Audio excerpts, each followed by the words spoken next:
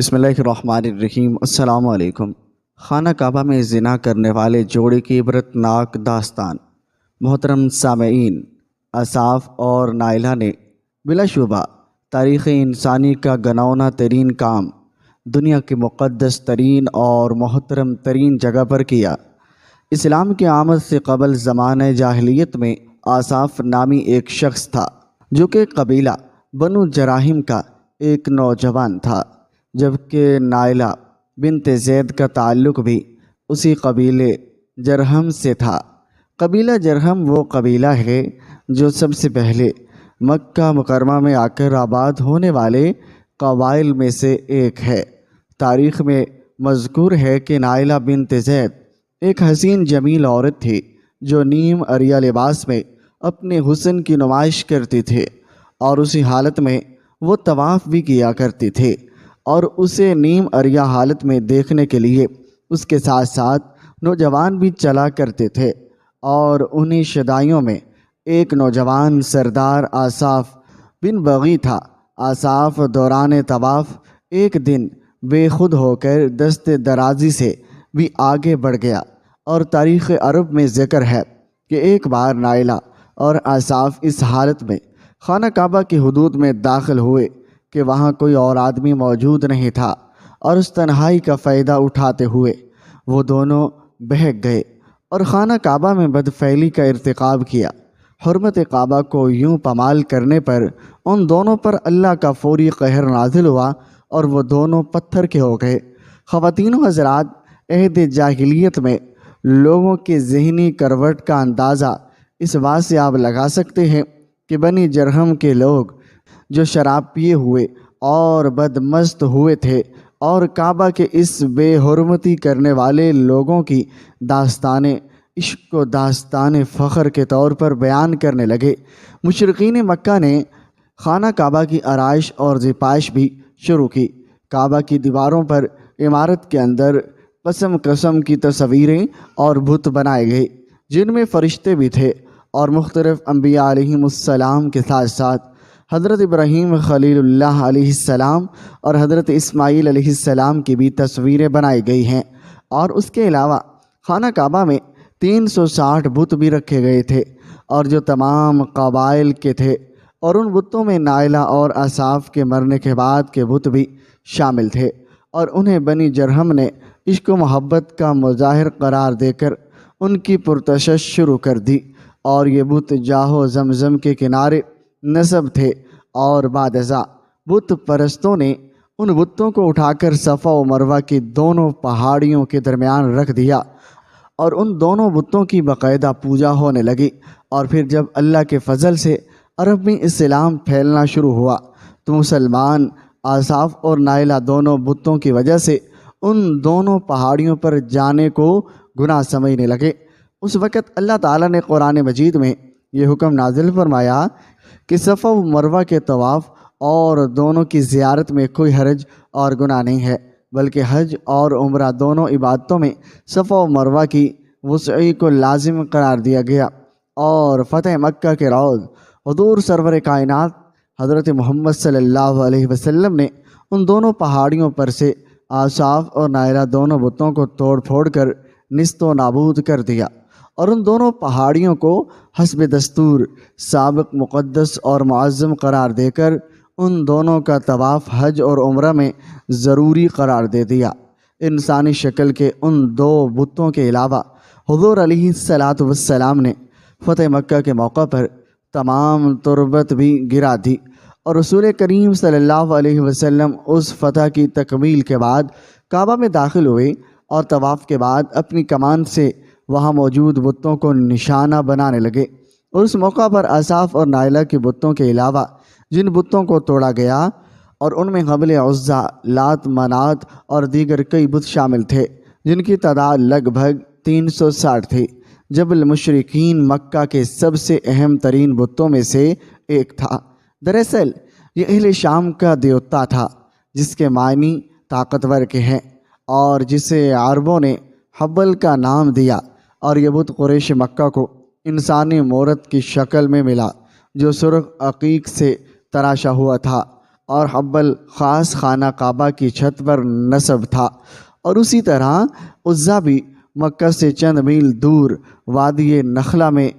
ککر کے ایک درخت کے نیچے نصب تھا، اور جبکہ خانہ کعبہ میں بھی عزا کا ایک نمائشی بت رکھا ہوا تھا اور جسے فتح مکہ کے وقت توڑا گیا، جبکہ وادی نخلہ میں عزا کے اصل بت کو توڑنے کے لیے حضرت خالد بن ولید رضی اللہ تعالی عنہ کو بھیجا گیا تھا۔ مشرکین مکہ کا تیسرا بڑا بت لات یہ طائف میں اس جگہ نصب تھا جہاں آج کل مسجد طائف کا بایاں مینار ہے۔ دراصل یہ ایک شخص کا جو حاجیوں کو ستو گھول کر پلایا کرتا تھا، بعد میں جس کی پوجا شروع کر دی گئی۔ قریش رات سونے سے پہلے عزا اور لات کی پوجا پاٹ کرتے تھے اور قسم بھی انہیں 2 بتوں کو کھایا کرتے تھے، اور اس کے علاوہ جو چوتھا بڑا بت توڑا گیا وہ منات کے نام سے مشہور تھا، جو عرب کے سب سے قدیم ترین بت تھا، اور اس بت کو بھی حضور سرور کائنات صلی اللہ علیہ وسلم کے حکم پر فتح مکہ کے لیے جاتے ہوئے امیر المؤمنین حضرت علی نے منہدم کر دیا تھا۔ ناظرین، حضور نبی کریم صلی اللہ علیہ وسلم کی پیدائش سے صرف 55 دن پہلے یمن کا بادشاہ ابرا ہاتھیوں کی فوج لے کر کعبہ ڈھانے کے لیے مکہ مکرمہ پر حملہ آور ہوا تھا۔ اس کا سبب یہ تھا کہ ابرا نے یمن کے دار السلطنت سنا میں ایک بہت ہی شاندار اور عالیشان گرجا گھر بنایا، اور یہ کوشش کرنے لگا عرب کے لوگ بجائے خانہ کعبہ کے یمن آ کر اس گرجے گھر کا حج کیا کریں۔ اور جب مکہ والوں کو یہ معلوم ہوا تو قبیلہ کنانہ کا ایک شخص غیظ و غضب میں جل بھن کر یمن گیا اور وہاں کے گرجا گھر میں پخانہ کر کے اس کو نجاست سے لت پت کر دیا۔ جب ابرا نے یہ واقعہ سنا تو وہ طیش میں آپ سے باہر ہو گیا اور خانہ کعبہ کو ڈھانے کے لیے ہاتھیوں کی فوج لے کر مکہ مکرمہ پر حملہ کر دیا، اور اس کی فوج کے اگلے دستے نے مکہ مکرمہ والوں کی تمام اونٹنیوں اور دوسرے مویشیوں کو چھین لیا، اور اس میں 200 یا 400 اونٹ حضرت عبد المطلب کے بھی تھے۔ حضرت عبد المطلب کو اس واقعے سے بڑا رنج پہنچا، چنانچہ آپ اس معاملے میں گفتگو کرنے کے لیے اس کے لشکر میں تشریف لے گئے۔ جب ابرا کو معلوم ہوا کہ قریش کے سردار اسے ملاقات کرنے کے لیے آیا ہے تو اس نے آپ کو اپنے خیمے میں بلایا، اور جب اس نے حضرت عبد المطلب کو دیکھا کہ ایک بلند قامت روب دار اور نہایت ہی حسین و جمیل آدمی ہے جن کی پیشانی پر نور نبوت کا جاہ و جلال چمک رہا ہے، تو صورت دیکھتے ہی ابرا مرعوب ہو گیا اور بے اختیار تخت شاہی سے اتر کر آپ کی تعظیم و تکریم کے لیے کھڑا ہو گیا اور اپنے برابر بیٹھا کر دریافت کیا کہ یہ سردار قریش یہاں آپ کی تشریف آوری کا کیا مقصد ہے؟ حضرت عبد المطلب نے جواب دیا، ہمارے اونٹ اور بکریاں وغیرہ جو آپ کے لشکر کے سپاہی ہانک کر لائے ہیں، اور آپ ان سب مویشیوں کو ہمارے سپرد کر دیجئے۔ یہ سن کر ابرا نے کہا، اے سردار قریش، میں تو یہ سمجھا تھا کہ آپ بہت ہی حوصلہ مند اور شاندار آدمی ہیں، مگر آپ نے مجھ سے اپنے اونٹنوں کا سوال کر کے میری نظروں میں اپنا وقار کم کر دیا۔ اونٹ اور بکریوں کی حقیقت ہی کیا ہے؟ میں تو آپ کے کعبہ کے توڑ پھوڑ کر برباد کرنے کے لیے آیا ہوں، آپ نے اس کے بارے میں کوئی گفتگو نہیں کی۔ حضرت عبد المطلب نے کہا کہ مجھے تو اپنے اونٹوں سے مطلب ہے، خانہ کعبہ میرا گھر نہیں ہے بلکہ وہ خدا کا گھر ہے،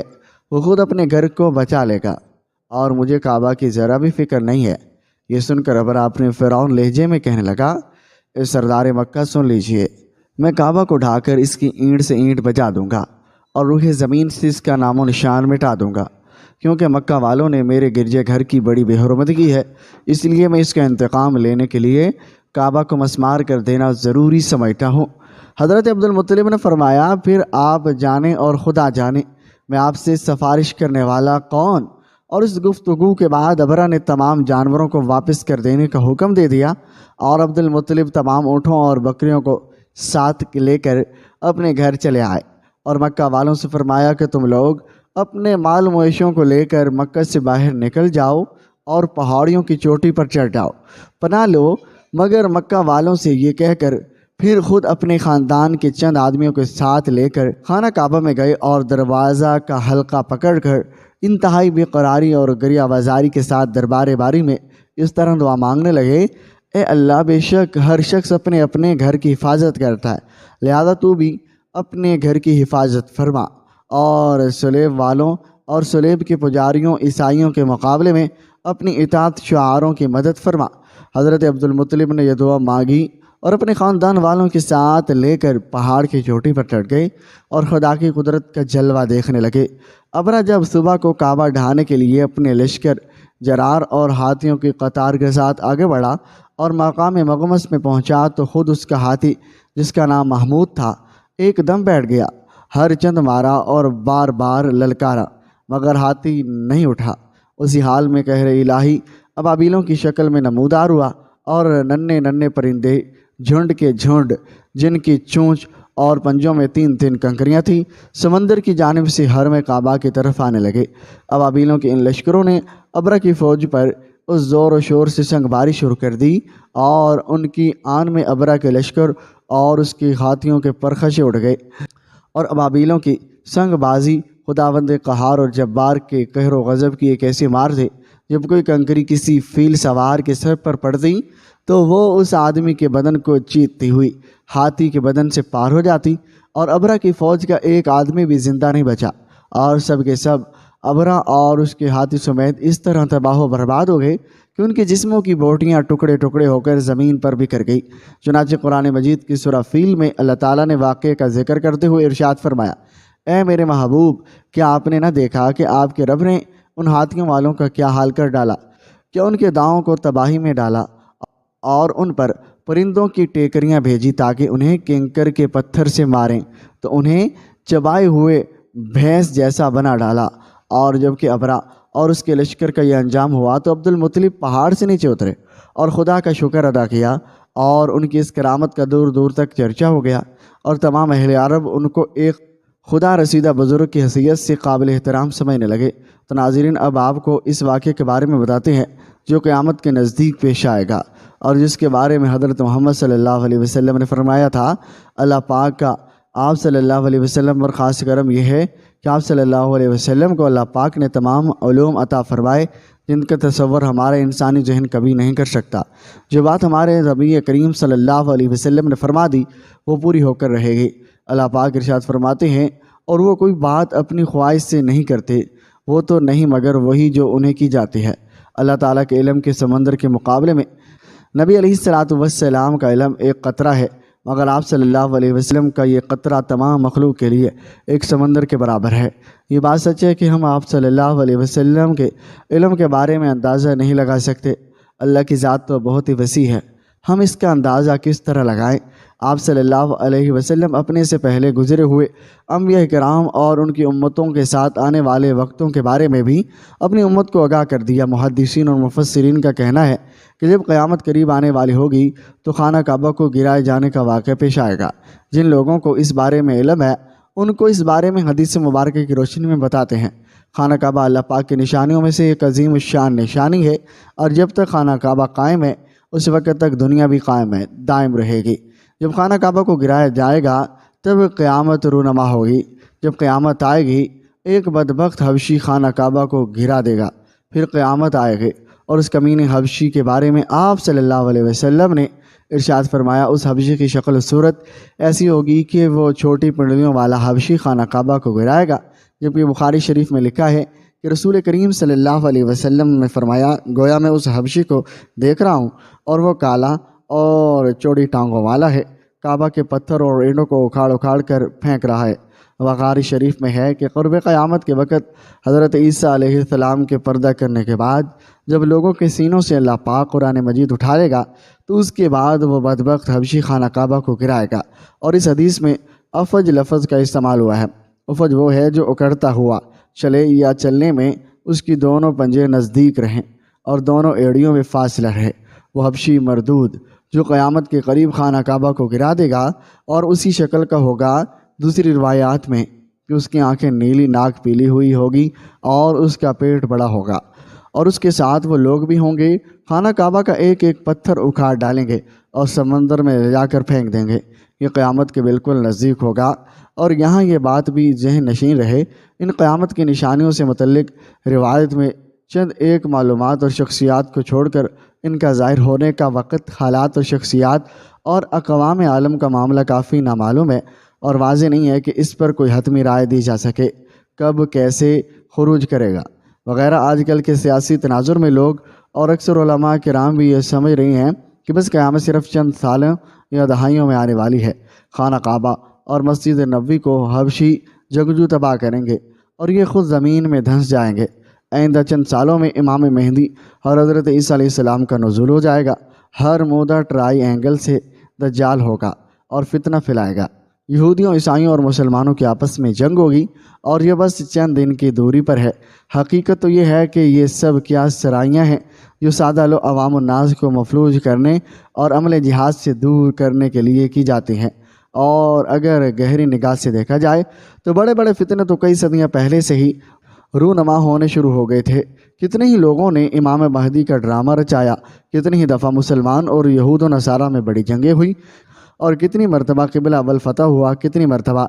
قبلہ اول پر یہودیوں کا قبضہ رہا، کتنی مرتبہ دجال نما انسان پیدا ہوئے، لیکن ان کا ذکر قرب قیامت کے سلسلے میں نہیں ہوتا۔ صرف 20ویں اور 21ویں صدی کے سیاسی اور معاملات کے واقعات کو ہی قرب قیامت سمجھ لیا جانے لگا ہے، اور جب نبی کریم صلی اللہ علیہ وسلم کے ایک فرمان کے مطابق آپ کی وفات کے بعد کا سارا زمانہ قرب قیامت ہی ہے، چاہے کتنی صدیاں بیت جائیں۔ لہذا علماء کرام کو چاہیے کہ آج کل کے سیاسی پروپیگنڈے سے متاثر عوام الناس کو ملحوظ کرنے کی بجائے ان کو نیک اعمال اور جہاد فی سبیل اللہ کی ترغیب دیں، اور اللہ تعالی ہمیں دین کی مکمل سمجھ نصیب فرمائے اور ہمارا خاتمہ بالخیر فرمائے، آمین۔ ناظرین، کمنٹ باکس میں اللہ تعالیٰ کے 99 ناموں میں سے ایک نام ضرور ٹائپ کر دیں۔ شکریہ، اللہ حافظ۔